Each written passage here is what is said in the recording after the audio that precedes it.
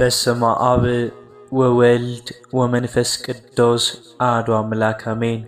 የልዑል እግዚአብሔር ቤተሰቦች የእናታችን የቅድስት ድንግል ማርያም የአስራት የበኩራት ልጆች እንኳን ለሰማዕቱ ለቅዱስ መርቆሬዎስ ወርሃዊ መታሰቢያ ክብረ በዓል በሰላም በጤና ደረሳችሁ። ሚዲያችንን ሰብስክራይብ፣ ላይክ እንዲሁም ሼር በማድረግ አገልግሎታችን እንድታበረታቱ ስንል በልዑል እግዚአብሔር ስም በትህትና ቃል እናሳስባለን። ከዚህ በመቀጠል የሰማዕቱን ገድሉን እንዲህ በማለት እናሰማለን። በረከቱ በእኛም በመላው ሕዝበ ክርስቲያን ላይ አድሮና ጸንቶ ይኑር አሜን። አየሩ በሞቃት ትቢያና በፈረሶች ጭፍጨፋ ታፍኗል። በኬጴዶቅያ ምድር ላይ የሚሰራው የጦር መሳሪያዎች ድምጽና የወታደሮች ጩኸት የምድርን ሰማይ ያንቀጠቅጣል። የሮም ግዛት በታሪኳ አይታው የማይታወቀውን ታላቅ ስጋት ተደቅኖባታል። ኃያላኑና ጨካኞቹ የበርበር ወገኖች ድንበር ጥሰው በመግባት የሮምን ሰራዊት እንደ ቅጠል ያረግፉታል። በፍርሃት የተዋጠው የሮም ጦር ወደ ኋላ ያፈገፍጋል። በዚህ ሁሉ ረብሻና ውከት መካከል ግን አንድ ወጣት የጦር መኮንን በፈረሱ ላይ ተቀምጦ የጦር ሜዳውን በትኩረት ይመለከታል። ስሙ ፕሉፓድር ይባላል። ይሄውም ሰማዕቱ መርቆሬዎስ ነው።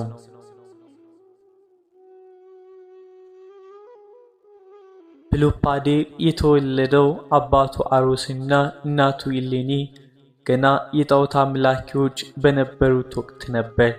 አባቱ አሮስ ለአደን በወጣበት አንድ አጋጣሚ ከአራዊት ጥቃት በእግዚአብሔር ታምር ከዳነ በኋላ አጠቃላይ ቤተሰቡ ጣዖታቱን ሰብረው እውነተኛው አምላክን አምነው ተጠምቀዋል። ለልጃቸውም አባቱን የሚወድ በሚል ትርጉም ፕሉፓድር የሚል ስም ሰጡት።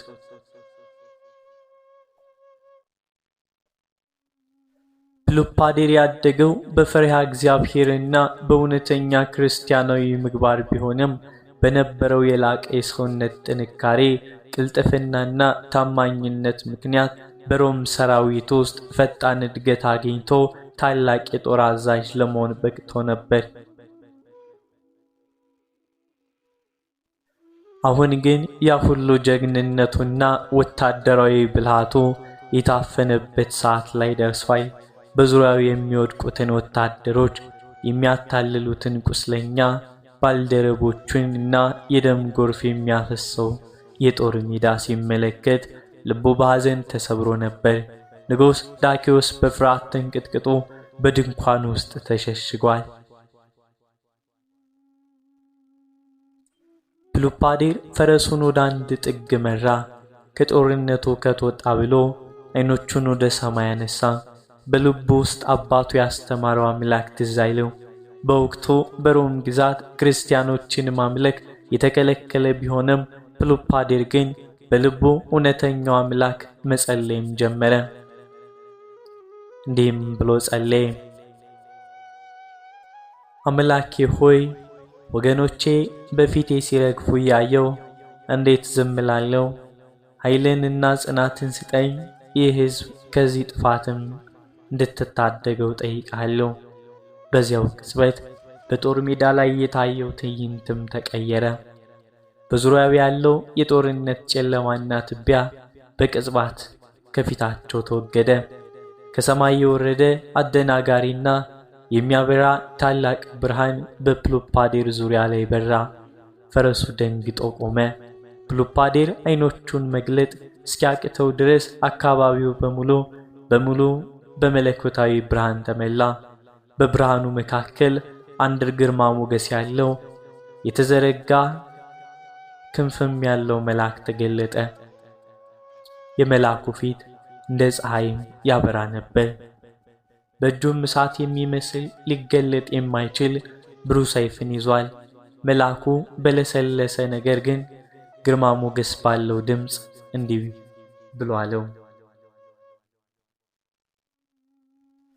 ፕሉፓድር አትፍራ፣ እግዚአብሔር ጸሎትህን ሰምቶሃልና እኔ የብርሃን መልአክ ነኝ፣ ይህንን ሰይፍ ከእጄ ተቀበል። መልአኩ በእጁ የያዘውን የሚያበራ ሰይፍ ለፕሉፓዴርም አቀበለው። ፕሉፓዴር እየተንቀጠቀጠ ሰይፉን የተቀበለም ሲሆን መልአኩ በመቀጠልም እንዲህ አለው፣ በዚህ ሰይፍ በጠላቶች ላይ ድልን ታደርጋቸዋለህ። የሮም ሰራዊት በሙሉ ያንተን ጀግንነት ያያል።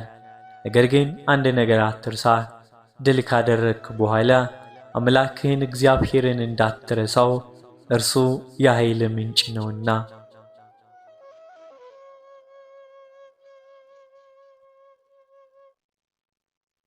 መልአኩ ይህንን ነገር ተናግሮ ወደ ሰማይ ሲያርግ ብርሃኑም አብሮም ተሰወረ። ፕሉፓዴር በእጁ የያዘውን ሰይፍ ተመለከተ። ሰይፉ በእጁ ውስጥ እያበራ እንግዳ የሆነ መንፈስ ኃይልና ድፍረት በአካል ውስጥ ሲሰራጭ ተሰማው። ሐዘኑ፣ ፍርሃቱ በሙሉ ጠፋ። በምትኩ የእግዚአብሔርም ኃይል ተመላበት። ፈረሱን ወደ ጦርነቱ መካከል መራው። ሰይፉን ወደ ላይ አንስቶ በታላቅ ድምፅ ጮኸ። የወደቁት የሮም ወታደሮች የእርሱም ብርሃናዊ ሰይፍና ድፍረት ሲያዩ አዲስ ሕይወት እንደተዘራባቸው ወደ እርሱ ተሰበሰቡ።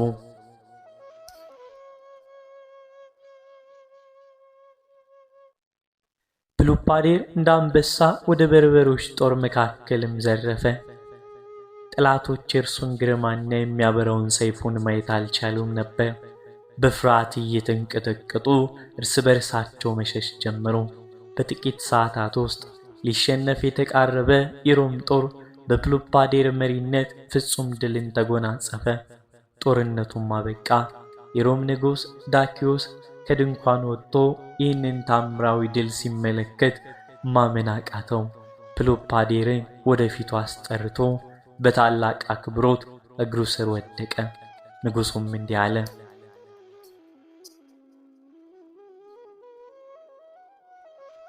አንተ ሰው አይደለህም፣ የአማልክት ልዑክ ነህ። ከዛሬ ጀምሮ ስምህ መርቆሬዎስ የብርሃንና የእግዚአብሔር አገልጋይ ይሁን። የሮም ሰራዊት በሙሉ የበላይ አዛዥ አድርጌሃለሁ። ሕዝቡና ወታደሮቹ በደስታም እየጮኹ ተቀበሉት። መርቆሬዎስ ግን በታላቅ ክብርና ማዕረግ መካከል ላይ ቆሞ እጁን በልቡ ላይ አድርጎ ወደ ሰማይ ተመለከተ። ቅዱስ መርቆሬዎስ ግን በታላቅ ክብር መልአኩ ያለውን ቃል በልቡ ያሰላስል ነበር። አምላክህን እግዚአብሔርን አትርሳ። ታላቁ ፈተና ግን ገና ከፊቱ ይጠብቀው ነበር። የሮም ንጉሥ ለጣዖታቱ ታላቅ የምስጋና በዓል ሊያዘጋጅና ቅዱስ መርቆሬዎስን ወደ ጣዖት ቤት ሊጠራውም አቅዷል።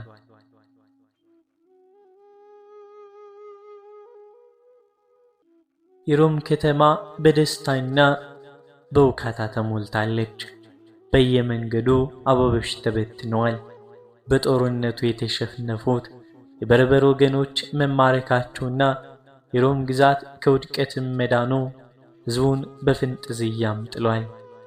ንጉሥ ዳኪዮስ በታላቁ ቤተ መንግሥት አደባባይ ሆኖ ሰራዊቱን ሲያሸንፍ በሰዎች ሁሉ ዘንድ ስሙ በእጅጉ የሚጠራው የዛ ወጣት ጀግና ስም ነበር። ይህ የከበረ ስም ታላቁ መርቆሬዎስ፣ ከእግዚአብሔር ኃይልን የተቀበለ ቅዱሱ ተጋዳይ። በሕዝቧ ፊት በወታደሩ ዘንድ ደግሞ እንደ አምላክ በሚቆጠርበት በዚህ ታላቅ የክብር ሰዓት የቅዱስ መርቆሬዎስ ልብ ግን በደስታ አልተመላም። ይልቁንም አእምሮው በጸሎትና መልአኩ ያስጠበቀውን አደራ በማሰላሰል ተወጥሯል። በእጁ የያዘውንና ድል ያጎናጸፈውን መለኮታዊ ሰይፍ በጥንቃቄም እየተመለከተ የኃይሉ ምንጭ ማን እንደሆነ ሳያወላውል ያውቅ ነበር፣ በልቡም ያምን ነበር።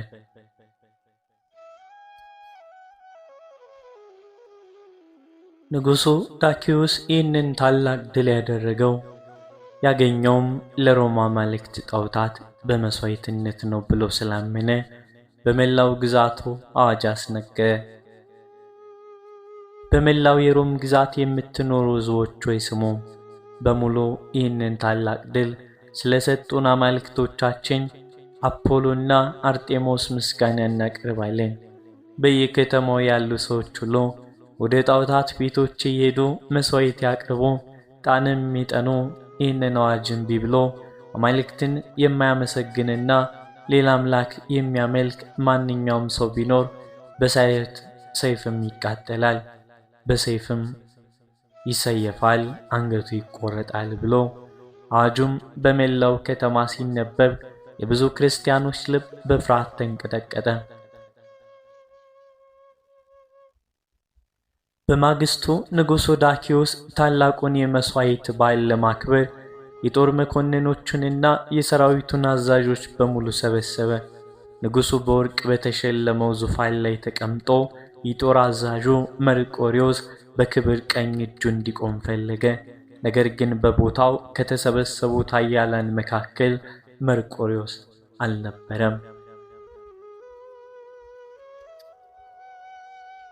ንጉሡ ዙሪያውን እየቃኘ መርቆሬዎስ ወዴት አለ? የዚህ ድል ዋና ባለቤት የሰራዊት መሪ እንዴት በዚህ ታላቅ በዓል ላይ አይገኝም? ሲል ጠየቀ። በመርቆሬዎስ እድገትና ተወዳጅነት ቀንተው የነበሩ አደገኛ ምቀኞች ወዲያውኑ አጋጣሚውን ተጠቀሙበት። ከእነርሱ አንዱ ወደ ንጉሡ ቀርቦ በሹክሹክታም እንዲህ አለ።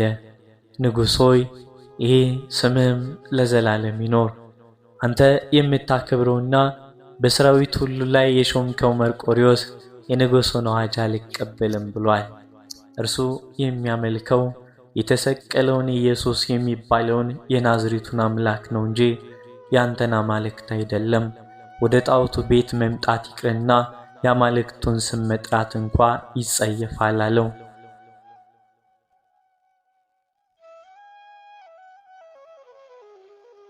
ንጉሡ ዳኪዎስ ይህንን ሲሰማ ጆሮውን ማመን አልቻለም። በፍቅር የሚወደውና የሚታምነው ጀግናው ወታደር እንዴት ትእዛዙን ይጥሳል? ንጉሡ በቁጣ በድንጋጤ ተሞልቶ አይሆንም፣ መርቆሬዎስ እንዲያደርግም ወሬኞች አትሆኑ፣ ሂዱና በገዛ አንደበቱ እስክንሰማ ድረስ ወደ እኔ አምጡት ሲል አዘዘ። ወታደሮችም ሄደው ቅዱስ መርቆሬዎስን ወደ ንጉሡ ፊት አቀረቡት። ቅዱስ መርቆሬዎስ በንጉሡ ፊት ሲቆም ፊቱ ላይ ምንም አይነት የፍርሃት ምልክት አልነበረም። ይልቁንም በፊቱ ላይ ሰማያዊ ሰላምና የሚያበራ ግርማ ይታይ ስለነበር ንጉሥ ዳኪዎስ ድምፁን ለማለስለስ እየሞከረ እንዲህ አለው።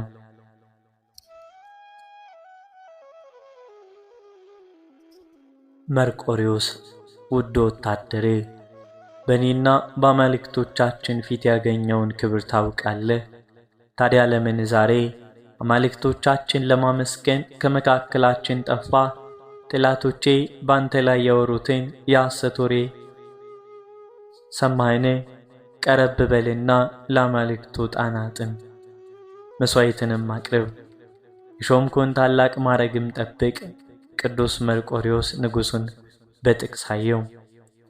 ከዚያም የለበሰውን የክብር የጦር አዛዥነት አልባሳት፣ በወርቅ የተሸለመውን ቀበቶውንና የክብር ምልክቶችን ሁሉ በአደባባይ ላይ ባሉ ሰዎች ፊት ቀስ እያለ መውለቅ ጀመረ። በአደባባዩ ላይ የነበሩት ሰዎች ሁሉ በድንጋጤም ጸጥ አሉ። ቅዱስ መርቆሬዎስ የወታደርነቱን አልባሳት በንጉሡ እግር ስር አድርጎ በታላቅና ግልጽ ድምፅ እንዲህ አለ። ንጉሥ ሆይ፣ ድልን የሰጠኝ ያንተ የወርቅና የድንጋይ ጣዖታት አይደሉም። ድልን የሰጠኝ ሰማይንና ምድርን አየራትንና ባሕርን የፈጠረ እውነተኛው አምላክ ኢየሱስ ክርስቶስ ነው። እኔ ያንተን ጊዜያዊ ማዕረግና የሰይጣን መጫወቻ የሆኑትን ጣዖታትን አልፈልግም። የወታደርነት ማዕረጌን፣ የክብር ልብሴን፣ ቀበቶዬን ይኸው መልሻለሁ። እኔ የሰማያዊው ንጉሥ የኢየሱስ ክርስቶስ ታማኝ ወታደር ነኝ። አደባባዩ በዝምታ ተዋጠ። የንጉሡ ፊት በቁጣ ወደ ጥቁረት ተቀየረ። አብረውት የነበሩ ወታደሮችና መኮንኖች በቅዱስ መርቆሬዎስ ድፍረት ደነገጡ። ንጉሥ ዳኪዎስ ከዙፋኑ ተነስቶ እየጮኸ አንተ ምስጋና ቢስ የሮም መንግሥት የሰጠችን ክብር እንደ አቧራ ትጥለዋለህን? እሺ አማልክቴን ካላመንክ በኬጴዶቅያ ከተማ ይተው የማታውቀውን ከባድ ስቃይ ያሳያለሁ ሲል ዛተ። ቅዱስ መርቆሬዎስ ግን ፈገግ ብሎ እንዲህ ሲል መለሰለት፣ አካሌን ልትቆርጠው ልታቃጥለው ትችላለህ፣ ነፍሴን ግን ከአምላኬ ከኢየሱስ ክርስቶስ ፍቅር ማንም ሊለያት አይችልም። የሚበሰብሰው ሥጋዬ በሚጠፋ እንኳ የማያልፈውን ሰማያዊ አክሊልን እቀበላለሁ። ንጉሡ በታላቅ ቁጣ ወታደሮቹንም አዘዘ። ውሰዱት፣ በጨለማ እስር ቤት ውስጥ አሰሩት፣ በካቴና በሰንሰለት ጠፍንጋችሁ ያዙት፣ ነገ ስቃዩ ይጀመራል። ቅዱስ መርቆሬዎስ በወታደሮች ተከቦ ወደ ጨለማው እስር ቤት ውስጥ ሲወሰድ አእምሮው የሚያስበው ስለሚመጣው መከራ አልነበረም። ይልቁንም የመልአኩን ቃል በማስታወስ እግዚአብሔርን ያመሰግን ነበር። የመጀመሪያውን ታላቅ ፈተና አልፏል። በክብርና በሀብት ሳይታለል ለሕያው አምላክ እውነተኛ ምስክር ሊሆን በፊቱ ቆሟል።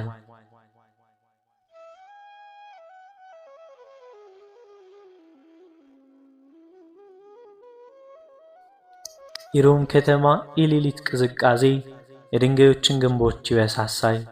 በከተማይቱ ጥልቅ ስር የሚገኘው የፀሐይ ብርሃን ፈጽሞ ገብቶት የማያውቀው ጥቁሩ እስር ቤት በአስፈሪ ዝምታ ተውጧል። የቆሸሸው አየር በቅዝቃዜ በግማትና በሞት ሽታ የተመላ ስለነበር ከግንቡ ላይ የሚንጠባጠበው የውሃ ጠብታ ድምፅም ብቻ የሌሊቱን ጭንቅ ያጅበዋል። በዚህ አስፈሪ ጨለማ ውስጥ የሮም ሰራዊት ኩራት የነበረው ወጣቱ ጀግና ቅዱስ መርቆሬዎስ በእርጥበታማው ወለል ላይ ተጥሏል። እጆቹና እግሮቹ በከበዱ በሚያረጁ የብረት ሰንሰለቶች ተጠርንፈዋል። የቀደመው የጦርነት ድካም ሳይወጣለት አሁን ደግሞ በንጉሥ አዋጅ ምክንያት የደረሰበት ስቃይ አካሉን አድቅቆታል። ነገር ግን ያንን ጨለማና ቅዝቃዜ ሰብሮ የሚወጣ አንድ ነገር ነበረ። በልቡ ውስጥ የሚነደው ማንም ሊያጠፋው የማይችለው የእምነትና የፍቅር እሳት። ቅዱስ መርቆሬዎስ ተንቀሳቅሶ ለመቀመጥ እንኳ ብርታት አጣ። በሰንሰለቱ መካከል እጆቹን ወደ ሰማይ ዘርግቶ አቆሰለውና ከተሰበረው ልቡ በወጣ የሕመም ድምፅ ወደ አምላኩ መጸለይ ጀመረ። አምላኬ የኢየሱስ ክርስቶስ አባቴ ሆይ፣ በጦርነቱ ሜዳ አሰቃቂ ፍርሃት በከበበኝ ጊዜ ብቻዬን አልተውከኝም። በመልአክ ሰይፍ ድልን አጎናጸፍከኝ።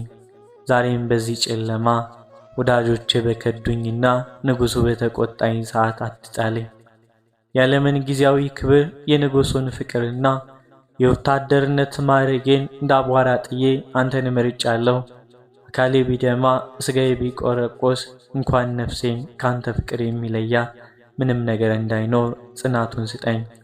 የቅዱሱ እንባ ከጉንጩ እየወረደ ከደሙ ጋር ተደባለቀ። በማግስቱ ፀሐይ ገናም ሳትወጣ የአስፈሪው እስር ቤት በር በኃይል ተከፈተ። የንጉሡ ጨካኝ ወታደሮችም ገብተው ቅዱስ መርቆሬዎስን ከወደቀበት በሰንሰለት እየጎተቱ ወደ ታላቁ አደባባይ አወጡት። አደባባዩ በሺዎች በሚቆጠሩ ሕዝቦች ተሞልቷል። ንጉሥ ዳክዮስ በወርቅ በተሸለመው ዙፋን ላይ ተቀምጦ በቁጣና በጥርጣሬ ዓይኖቹ ቅዱሱን ይከታተላል። ቅዱስ መርቆሬዎስ በአደባባይ መካከል ሲቆም አካሉ በሰንሰለት ተጠፍሮ ልብሱ ተቀዶ በደም ተጨማልቆ ነበር። ነገር ግን በሚገርም ሁኔታ በፊቱ ላይ የሚበራው ሰማያዊ ሰላም፣ ደስታና ግርማ በአደባባዩ የነበሩትን ሰዎች በሙሉ አስደነቀ። ንጉሥ ዳክዮስ ቁጣውን ለመሸፈን እየሞከረ ድምፁን ለማለስለስ ሞከረ። መርቆሬዎስ ውድ ወታደሬ፣ የትናንቱ የሌሊት ቅዝቃዜና ጨለማ ሐሳብህ አሰቃይቶሃል ብዬ ተስፋ አደርጋለሁ። አንተ ገና ወጣት ነህ። ውበት፣ ጀግንነትና እውቀትህ በእሳትና በሰይፍ እንዲጠፋ አልፈልግም። ይኸው ሕዝቡ በሙሉ ያይሃል። ቀረብ በልና ለአማልክቶቻችን ዕጣን የቀደመ ክብሩን ሀብቱንና የጦር አዛዥነቱ እጥፍ አድርጌ እመልስልሃለሁ። ለምን ሕይወቴን በከንቱ ታጠፋለህ? ቅዱስ መርቆሬዎስ ንጉሡን በጥቅስና በጽናት ይየው። ከዚህ በረጋ ነገር ግን አደባባይ በሙሉ ባናወጠ ድምፅ እንዲህ ሲል መለሰ። ንጉሥ ሆይ፣ የአንድ ሀብትና ክብር ከሞት አያድንዎም። ዛሬ የምታየው ይህ የሚበሰብሰው ሥጋዬ ቢጠፋ እንኳ እኔ የምከተለው የሰማዩ ንጉሥ የኢየሱስ ክርስቶስ መንግሥቱን የማያልፍ ነው። በሥጋዬ ላይ የምታደርገው ሥቃይ ሁሉ የምወደው የአምላኬ በፍጥነት የሚደርስብኝ እንጂ ከእርሱ የሚደርስልኝ እንጂ ከእርሱ የሚለየኝ አይደለም። አማልክት የድንጋይና የብረት ምስሎች ናቸው፣ እኔ ግን ሕያው አምላክን አመልካለሁ። ንጉሥ ዳክዮስ ይህን ሲሰማ ቁጣው ወሰን አጣ፣ ፊቱ ጥቁረትም በዛበት። በታላቅ ድምፅ እየጮኸ ወታደሮቹን አዘዘ። ውሰዱት፣ በብረት አልጋ ላይ ያስተኙት፣ ከስሩ እሳት አግሉበት፣ አካሉ እስኪጠበስ ሥጋው እስኪቃጠል ቢተኝነቱ እስኪጠፋ ድረስ አቃጥሉት። ወታደሮቹ ወዲያውኑ የብረት አልጋ መጡ። ከስሩ ታላቅ የእሳት ረመጥ እያነደዱ የብረቱ አልጋ እንደ ፍም ቀላ። ቅዱስ መርቆሬዎስ አየሩን የሚበሳ ሰንሰለት በዚያ በጋለው ብረት አልጋ ላይ አሰሩት። የእሳቱ ነበልባል የቅዱሱን አካል መብላት ጀመረ። ሥጋው የመቃጠል ጠረን አደባባዩንም ሞላው። ደሙ ወደ እሳቱ እየፈሰሰ የሚል አስፈሪ ድምፅ ያወጣ ነበር። ሕዝቡ በፍርሃትና በሐዘን ዓይኖቻቸውን ጨፈኑ። ንጉሡና አዛዦቹ የቅዱሱን ታላቅ የሕመም ጩኸት ለመስማት ጆሮአቸውን ጣሉ። ነገር ግን ከቅዱስ መርቆሬዎስ አፍ የወጣው የሕመም አውታር የሕመም ድምፅ አልነበረም፣ የለቅሶም ድምፅ አልነበረም። ቅዱሱ ዓይኖቹን ወደ ሰማይ አቅንቶ በደስታና በመንፈሳዊ ኃይል ተመልቶ ይጸልይ ነበር። እንዲህ አለ። ጌታ ኢየሱስ ክርስቶስ ሆይ፣ ስለ እኔ የተቀበልከውን መከራ አስባለሁና ይህንን እሳት አቀዝቅዝልኝ፣ ለስም ምስክር እሆን ዘንድ አጽናኝ። ንጉሥ ዳክዮስ በቅዱሱ ጽናትም አበደ። ቅዱሱ ይለምነኛል ብሎ ጠብቆት ነበር። ነገር ግን መርቆሬዎስ በመከራው መካከል እንኳ ፊቱ እንደ መልአክ ያበራ ነበር። ንጉሡ ከዚህ በላይ ስቃዩን ማየት አቅቶት እሳቱን አጥፉት፣ መልሳችሁ ወደ ጨለማው እስር ቤት ጣሉት አለ። በቃጠሎውና በቁስሉ ደም ፈሶ በዚያው ይሞት ሲልም አዘዘ። ወታደሮቹ በግማሽ የተቃጠለውንና የሚደማውን የቁስሉን አካል ከብረቱ አልጋ ላይ አውርደው በቆሸሸው መሬት ላይ የጎተቱ ወደ ጨለማው እስር ቤት ወረወሩት። በእስር ቤት ውስጥ ቅዱስ መርቆሬዎስ በድንጋይ ወለል ላይ ተጥሏል። እየተቃጠለ አካሉን እየተቆራረሰ ሊሸከመው የማይችለው ሕመም ይሰጠው ነበር። ደሙ ከቁስሉ ላይ እንደ ውሃ ይፈሳል። መንቀሳቀስ እንኳን አልቻለም። የመጨረሻዋ የሕይወት እስትንፋስ ልትወጣ የተቃረበች ትመስል ነበር። በዚያ ጨለማ ውስጥ ሆኖ ግን ልቡ አሁንም ከአምላኩ ጋር ይነጋገር ነበር። እኩለ ሌሊት ሲሆን ታላቅ ታምር ሆነ። ይህም ምንድን ነው?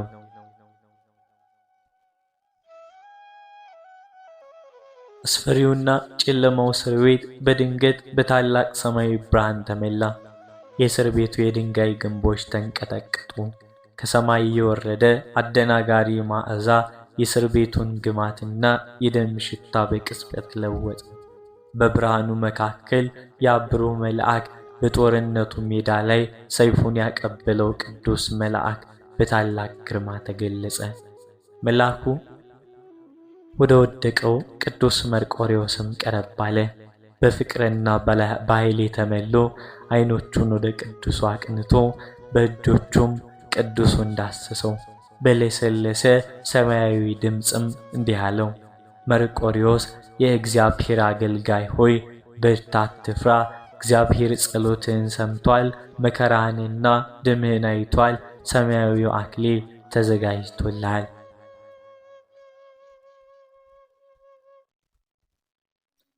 መልአኩ እጁን በቅዱሱ የተቃጠለ አካልና ቁስል ላይ በጫነ ጊዜ አስደናቂ ተአምር ሆነ። የተቃጠለው ሥጋው ታደሰ፣ ከቁስሉ ይፈስ የነበረው ደም አቆመ፣ የአካሉ ሥቃይ በሙሉም ጠፋ። ቅዱስ መርቆሬዎስ አዲስ አየር ወደ ሳምባው አስገብቶ ሙሉ በሙሉ ተፈውሶ በሁለት እግሮቹ ቆመ። በአካሉ ላይ ምንም አይነት የቃጠል ወይንም የቁስል ምልክት አልነበረም። ይልቁንም ከአንገቱ እስከ እግሩ ድረስ አዲስ ኃይልና ብርሃን መላለት። ቅዱስ መርቆሬዎስ በታላቅ ደስታ ተንበርክኮ እጆቹን ወደ ሰማይ አንስቶ አምላኩን አመሰገነ።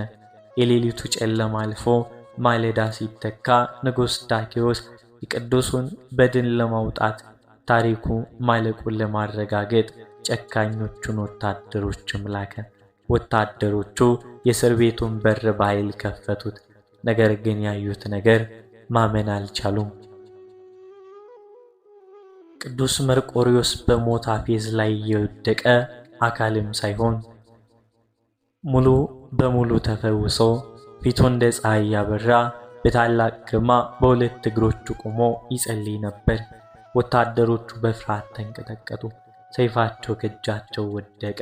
ንጉሥ ዳኪዎስ ይህንን ዜና ሲሰማ ደነገጠ፣ አፉንም ጫነ በእጁ ላይ።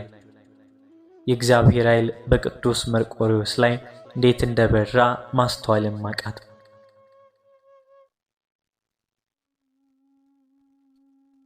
በእስር ቤቱ ደጃፍ የቆሙት ወታደሮች ዓይኖቻቸውን ማመን አልቻሉም። ትናንት ምሽት በብረት አልጋ ላይ ተጠብሶ አካሉ ደም በደም ሆኖ የሞት ፌዝ ላይ ወድቆ የነበረው ወጣት ጀግና ዛሬ በፊቱ ላይ አዲስ ብርሃን፣ በካሉ ላይ አዲስ ጥንካሬ ተክቶ በሁለት እግሮቹ ቆሟል። በእጁና በእግሩ ላይ ያሉት የብረት ሰንሰለቶች እንኳ በሰማያዊው ግርማው ፊት አቅም ያጡ ይመስሉ ነበር። ወታደሮቹ በፍርሃት ተንቀጠቀጡ። ከእነርሱ አንዱ ሰይፉን ጥሎ ወደ ኋላ ማፈግፈግ ጀመረ። ሌሎቹ ደግሞ ቅዱሱን እንደ አዲስ በሰንሰለት ጠፍንገው ወደ ንጉሥ ዳኪዎስ አደባባይ ጎተቱት። ንጉሡ ዳኪዎስ በዙፋኑ ላይ ተቀምጦ የቅዱስ መርቆሬዎስን አስከሬን ይዞ ለመስማት ይጓጓዝ ነበር። ነገር ግን ቅዱስ መርቆሬዎስ በሁለት እግሮቹ ተራምዶ ፊቱ እንደ ፀሐይ ያበራ ወደ አደባባዩ ሲገባ ንጉሡ ከዙፋኑ ደንግጦ ተነሳ። ፊቱ በድንጋጤ በቁጣም ተቀየረ።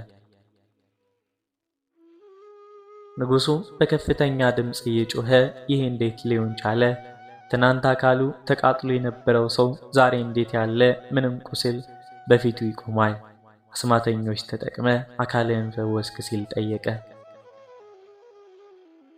ቅዱስ መርቆሬዎስ ግን በታላቅ የልብ ሰላምታ ፈገግ ብሎ እንዲህ ሲል መለሰ። ንጉሥ ሆይ፣ ይህ አስማት ሥራ አይደለም። ይህ የሰማይና የምድር ፈጣሪ የሕያዋን አምላክ የኢየሱስ ክርስቶስ ታላቅ ታምር ነው። እርሱ ቁስሌን ፈወሰ፣ ሥቃዬንም አራቀልኝ። አንተ የምታመልካቸው የድንጋይ ጣዖታት ግን ጆሮ ቢኖራቸው አይሰሙም፣ ዓይን ቢኖራቸው አያዩም። እንዴት በገዛ እጄ ያጨረብካቸውን ምስሎች ትለምናቸዋለህ? የንጉሥ ዳኪዎስ ቁጣም ወሰን አጣ። በሕዝቡና በሰራዊቱ ፊት መዋረዱ እብደት ተሰማው። ቅዱስ መርቆሬዎስን ሙሉ በሙሉ ለማጥፋት የእምነቱን ጽናት ለመስበር አዳዲስ አሰቃቂ የመከራ አይነቶችን አዘዘ። ወታደሮቹ ቅዱሱን በመሬት ላይ ዘረጉት። አካሉን በሹል ካራዎች ይሰነጥቁት ጀመር። በተሰነጠቀው ቁስል ላይ ጨክነው ጨውና ኮምጣጤ እየደፉ ስቃዩን እጥፍ ድርብ አደረጉት። ከስሩ የሚጤስ እሳት አነደዱበት። ጭሱ ወደ አፍንጫውና ወደ ዓይኖቹ እየገባ ይተናነቀው ነበር። አደባባዩ በደም ተጨማለቀ። የቅዱሱ ሥጋ በካራ ሲሰነጠቅ የሚወጣው ደም መሬቱን ያረሰርስ ነበር። በቦታው የነበሩት ሕዝቦች ሕመሙን መታገዝ አቅቷቸው አለቀሱ። አንዳንዶቹ ዓይኖቻቸውን ሸፈኑ። ነገር ግን ቅዱስ መርቆሬዎስ በመከራው ማዕበል ውስጥ ሆኖ ዓይኖቹን ወደ ሰማይ አቀና። ከፊታቸው አፉ የሚወጣው የሕመም ጩኸት ሳይሆን ለአምላኩ የሚያቀርበው የምስጋና ጸሎት ነበር። አምላኬ ኢየሱስ ክርስቶስ ሆይ ስለ እኔ የተቀበልከውን የተወጋ ጎን የሾህ አክሊልና የችንካር ሕመም አስባለሁ። ይህ የምቀበለው ሥቃይ አንተ ስለ እኔ ከተቀበልከው ጋር ሲነጻጸር ምን ልጅ ነው? በጽናት እንድቆም አቅም ስጠኝ፣ ነፍሴን አደራ እሰጥሃለሁ። ንጉሥ ዳክዮስ የቅዱሱን ጽናት ሲመለከት ተስፋ መቁረጥ ጀመር። የቱንም ያክል አካሉን ቢያጎሰቁሉት፣ የቱንም ያክል ሥቃይ ቢጨክኑበት የቅዱስ መርቆሬዎስን እምነት መስበር እንዳልቻለ ተረዳ። ይልቁንም በአደባባይ የነበሩት ሕዝቦችና ወታደሮች የቅዱሱን ጽናትና የእግዚአብሔርን ታምር ያዩ በክርስቶስ ማመን ጀመሩ ብሎ እንዲህም ብዙ ሕዝቦች እምነታቸውን ሲቀይሩ አይቶም ሰጋ። በመጨረሻ ንጉሥ የሞት ፍርድ አዘዘ። ነገር ግን ቅዱስ መርቆሬዎስ በሕዝቡ ዘንድ እጅግ የተወደደ ታላቅ ጀግና ስለነበር በሮም ከተማ አደባባይ ቢገደል ሕዝቡ ሊያምጽ ይችላል በሚል ፍርሃት ወደ ሌላ ቦታ ሊወሰድ ወሰነ። ንጉሥ ዳክዮስ በቁጣና ተስፋ በመቁረጥ ድምፅ አዋጅ አወጣ። ይህንን አመፀኛ ሰው ወደ ቀደመ ቄሳርያ ግዛት ውሰዱት፣ በዚያ የብዙዎች ልብ እንዳያስት አንገቱን በሰይፍ ቁረጡት አለ። ቅዱስ መርቆሬዎስ በከበደ ሰንሰለት ታስሮ ጨካኞች ወታደሮችም ከበውት ወደ ቂሳርያ መንገዶች ጉዞውን ጀመረ። አካሉ በቁስል ተሸፍኖ ደሙ እየተንጠባጠበ በረጅም መንገድ ላይ ሲራመድ፣ ልቡ ግን ወደ ሰማያዊ ቤት በመቃረቡ በታላቅ ደስታ ይፈነጥዝ ነበር። የመጨረሻው ታላቅ የሰማዕትነት አክሊል ከፊቱም ይጠብቀው ጀመር።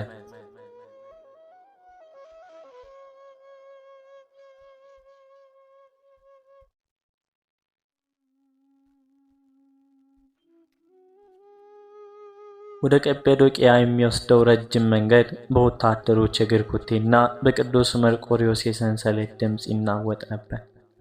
ቅዱስ አካል በመከራ ብዛት ደክሟል። ከሰንሰለቱ ከእሳቱ የተነሳ ከካራውም የተነሳ የወጡ ቁስሎች በየእርምጃው ይደማሉ። ነገር ግን እርሱ ወደ ሞት የሚሄድ አይመስልም ነበር። ይልቁንም ወታደሮች ወደ ታላቅ የሰርግ በዓል እንደሚገሰግስ ንጉሥ በፊቱ ላይ ሰማያዊ ደስታ፣ መንፈሳዊ ግርማ ይበራ ነበር። አብሮት የሚጓዙት ወታደሮች በጽናቱ እየተደነቁ በምስጢር ይንሾካሸኩ ነበር። ይህ ሰው እንዴት ያለ በረከት ያለው ጀግና ነው! አካሉ ተቆራርጦ ሳለ እንዴት አፉ ምስጋናን ብቻ ያወጣል! በመጨረሻ ጉዞው ተፈጽሞ ወደ ተወሰደችበት የቂሳርያ ምድርም ደረሱ። ፀሐይ በቂሳርያ ኮረብቶች ላይ ወጥታ ወርቃማ ብርሃኗን በምድር ላይ ስታፈስ ወታደሮቹ ቅዱስ መርቆሬዎስን ወደ መገደው ቦታ አቆሙት። ጨካኙ የሮም ሰይፈኛ ረጅምና ስለታም ሰይፉን ከኢዮቤልዩ መታሰቢያም አስገብቶ አውጥቶ የእግዚአብሔርን አገልጋይ አንገት ለመቁረጥ ተዘጋጀ። ቅዱስ መርቆሬዎስ ሰይፈኛውን ተመለከተና በለሰለሰ ድምፅ ወንድሜ ሆይ የታዘዝከውን ትፈጽም ዘንድ በጥቂት ጊዜ ስጠኝ፣ ወደ አምላኬ ልጸልይ አለው። ሰይፈኛው በቅዱስ ግርማ ተንቀጠቀጠ። ሰይፉን ዝቅ አድርጎ ፈቀደለት። ቅዱስ መርቆሬዎስ በሁለት ጉልበቶች ተንበረከከ። እጆቹን ወደ ሰማይ ዘርግቶ ዓይኖቹን ወደ ላይ አቀና። የመጨረሻዋን ታላቅ ጸሎት ከልቡም መጸለይ ጀመረ። እንዲህም አለ። አምላኬ ጌታዬ ኢየሱስ ክርስቶስ ሆይ ስለ ቅዱስ ስምህ ይህንን መከራ እንድቀበል ስላበቃኝ አመሰግናለሁ። በጦርነቱ ሜዳ የተገለጽክልኝ፣ በእስር ቤቱ ጨለማ ያጸናኸኝ፣ ከእሳቱ ከካሬው ያዳንከኝ አምላኬ ሆይ ዛሬም ነፍሴን በእጄ የተቀበልካት ትቀበላትም ዘንድ እለምናለሁ። ለስሜ መታሰቢያ የሚያደርጉትን፣ በስሜ የታነጹ ቤተ ክርስቲያኖችን የሚያስቡትን፣ በጸሎቴም የሚማጸኑትን በሙሉ በምሕረት አስባቸው። ደህንነትን፣ መከራን ከእነርሱም ማረክ። ቅዱስ መርቆሬዎስ ጸሎቱን ሲጨርስ ታላቅ ሰማያዊ ድምፅ ከሰማይ ተሰማ። መርቆሬዎስ ሆይ ወታደሬ ወዳጄ ወደ እኔ ና፣ የለመንከውን ሁሉ አድርጌልሃለሁ። የማያልፈውን የሰማይ ክብር አክሊል ትቀበል ዘንድ ሰማያዊውን ደጅ ተከፍቶልሃል። ቅዱሱ ይህን ድምፅ ሲሰማ በታላቅ ደስታ ተመላ። አንገቱን ወደ ሰይፈኛው ዘንበል አድርጎ አሁን የታዘዝከውን ፈጽም አለው።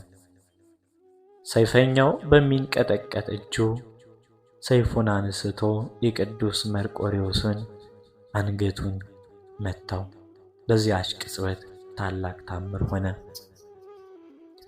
ከቅዱሱም አንገት የፈሰሰው ደም ብቻም አልነበረም።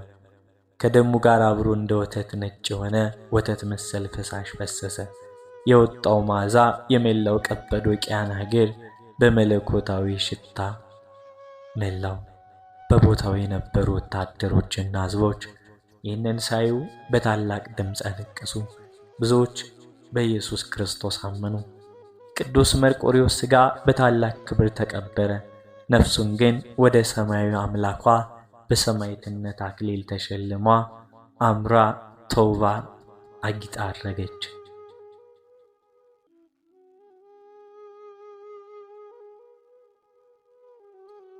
ቅዱስ መርቆሬዎስ ገድሉ እናም ኃያልነቱ በሰማዕትነት አላበቃም። ከብዙ ዓመታት በኋላ የሮም ግዛት ላይ ጁሊያን የሚባል ክርስቲያኖች በእጅጉ የሚያሳድድ አርዮሳዊ ከሃዲ ንጉሥ ነገሰ። ጁሊያን ቤተ ክርስቲያን ይዘጋ፣ ክርስቲያኖች ይገደል፣ የጥንቱ ጣዖት አምልኮ ለማስመለስም ይፋለም ነበር። በዚያ ዘመን የቄሳርያ ኤጲስቆጶስ የነበረው ታላቁ ባስልዮስ ንጉሥ ጁሊያን ክርስቲያኖችን ለማጥፋት ወደ ፋርስ ጦርነት ቅዱስ ባስልዮስም ወደ ቤተ ክርስቲያን ገብቶ በቅዱስ መርቆሬዎስ ስላድነው ፊት ተንበረከከ። ቅዱስ ባስልዮስ እያለቀሰ እንዲህ ሲል ጸለየ። የእግዚአብሔር ሰማዕት ኃያሉ መርቆሬዎስ ሆይ፣ ይህ ከሃዲ ንጉሥ የክርስቶስን መንጋ እንደ በግ ሊበትን ወጥቷል። ሕዝብን ከዚህ ጨካኝ ንጉሥ እጅ ታደግ። በዚያው ሌሊት ቅዱስ ባስልዮስም በራእይ ተመለከተ። በስዕሉ ላይ ያለው ቅዱስ መርቆሬዎስ በታላቅ ፈረስ ላይ ተቀምጦ በጦርነቱ ወቅት መልአኩ የሰጠውን የሚያበራ ሰይፍና ጦር ይዞ ከስዕሉ ውስጥ ወጣ። በዚያው ቅጽበት በፋርስ ጦር ሜዳ ላይ ያለው ከሃዲው ንጉሥ ጁሊያን በድንገት ከሰማይ በወረደ የማይታይ ኃያል ወታደር በጦር ተወጋ። ጁሊያ በደም ውስጥ እየተንከባለለ የናዝሬቱ ኢየሱስ ሆይ የሸፈንከኝ አሸነፍከኝ እያለ እየጮኸ በክፉ አሞታል። እንደዛ እያለ ሞተ። በማግስቱ ቅዱስ ባስልዮስ ወደ ቤተ ክርስቲያን ሲገባ በስዕሉ ላይ የነበረው ቅዱስ መርቆሬዎስ ተመልሶ በቦታው ቆሞ ነበር። ነገር ግን በእጁ የያዘው ጦር በደም ተጨማልቆ ይታይ ነበር። ሕዝቡ በሙሉ እግዚአብሔር በቅዱስ መርቆሬዎስ አድሮ ያደረገው ታላቅ ድልን አዩ። ቅዱስ መርቆሬዎስ በምድር ላይ የሮም ሰራዊት ታላቅ አዛዥ ነበር። በሰማይ ደግሞ የሕያው አምላክ የኢየሱስ ክርስቶስ እውነተኛ ወታደር ሆኖ አሸነፈ።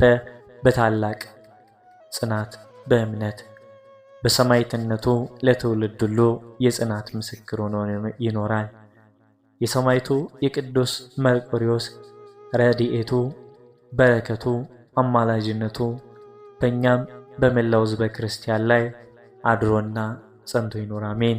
ሀገራችን ኢትዮጵያን ዳሯን እሳት መሃሏን ገነት አድርጎ ይጠብቅልን። ሁላችንም ከኃጢአት በስተቀር ያሰብነውን እንዲፈጽምልን ልዑል እግዚአብሔር መልካም ፈቃዱ ይሁንልን። የልባችን ሐሳብ ተምኔታችን ይፈጽምልን። ጤናችንን ይስጠን። የጎደለውን ሙሉ ያደርግልን ዘንድ ልዑል እግዚአብሔር በሁላችንም ቤት ይግባ። ወስብሐት ለእግዚአብሔር ወለወላዲቱ ድንግል ወለመስቀሉ ክቡር። በዚህ ቆየን፣ አሜን። አባታችን ሆይ ብለን ጸሎታችንን ጨርስ።